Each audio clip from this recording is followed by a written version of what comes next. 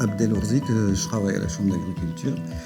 Je suis spécialiste des sols, pédologue, pour bien comprendre leur fonctionnement hydrique et leur fertilité agronomique. Notre mission au sein de ce contrat est de s'occuper de tout ce qui est le volet agricole, à savoir de travailler avec les agriculteurs afin qu'ils améliorent ou ils changent leurs pratiques pour éviter que les niveaux de pollution d'origine agricole soient élevés dans les eaux de surface ou les eaux souterraines. Ce n'est pas la première fois qu'on s'attaque à ce genre de thématique, plus particulièrement sur les périmètres de captage dans la Vienne. On a étudié à peu près 22 périmètres de captage. Nos missions étaient d'aller voir les agriculteurs et d'essayer de comprendre leurs pratiques et de comprendre l'origine des pollutions.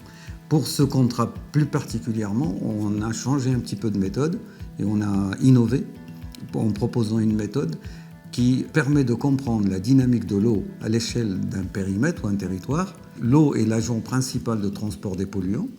Et à partir de là, quand on arrive à bien apprécier la dynamique de l'eau, on va voir la source de la pollution et essayer de traiter le problème à la source. Dans le cadre du CTMA Creuset-Gartempe, le syndicat nous a confié la mission de travailler sur le bassin du Gué de la Reine. Dans un premier temps, on applique une méthode qui a été développée par l'Institut national de recherche agronomique. Cette méthode permet de modéliser la dynamique de l'eau à l'échelle d'un territoire. On possède des données qui nous permettent de travailler sur la méthode, à savoir les différents types de sols, l'occupation du sol, la pente, etc. Et quand il pleut, on va sur le terrain pour valider la méthode.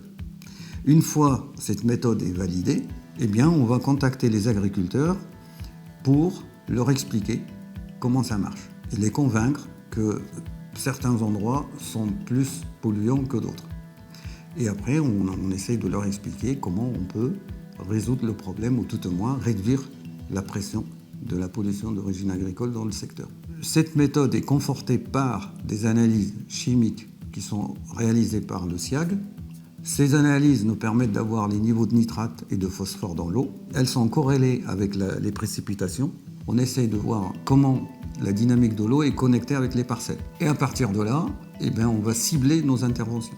Donc là, au stade où on est sur le Gué de la Reine, on a fini tout ce qui est terrain, modélisation, et on a fait une réunion avec les agriculteurs, et on va retourner sur le terrain pour voir avec eux quel type d'action on peut mener pour réduire ou améliorer ou éviter la pollution des eaux de surface. Sur ce bassin, on est uniquement sur une dynamique des eaux de surface.